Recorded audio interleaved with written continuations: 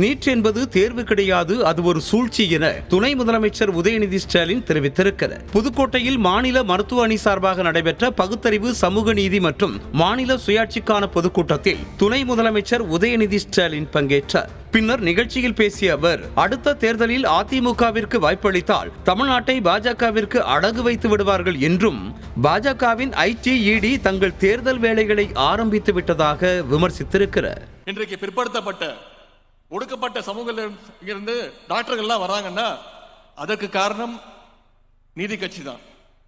ஆனா இன்றைக்கும் நம்ம வீட்டு பிள்ளைகள் டாக்டராக ஆகிவிடக் கூடாது என்பதற்காகத்தான் நீட் தேர்வை ஒன்றிய பாஜக அரசு கொண்டு வந்தது. 2 நாட்கள் முன்பு பத்திரிகையில ஒரு செய்தி பார்த்தேன். நம்முடைய தமிழ்நாட்டு மாணவி பெயர் நிலா பாரதி சில ஆண்டுகளுக்கு முன்பு நீட் தேர்வு எழுதி மருத்துவராகின்ற வாய்ப்பை அவர் எழுந்தார்.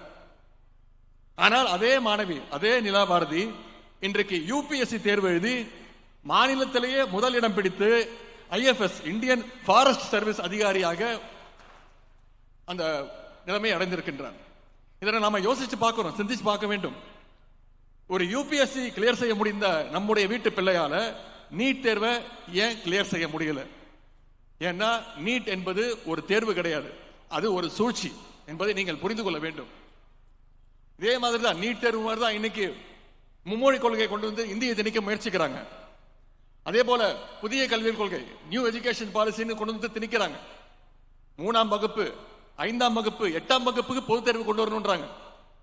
அந்த புதிய கல்விக் கொள்கை ஏத்துக்கிட்டா தான் மாநிலத்துக்கு தர வேண்டிய 2500 கோடி ரூபாய் ஒன்றிய அரசு தரும்னு சொல்றாங்க. நம்முடைய முதலமைச்சர் சொல்லிட்டார், 2500 கோடி இல்ல, நீ 10,000 கோடி ரூபாய் கொடுத்தா கூட உன்னோட புதிய கல்விக் கொள்கையே என்னுடைய தமிழ்நாட்டு மாநிலத்துக்குள்ள நான் திணிக்க மாட்டேன்.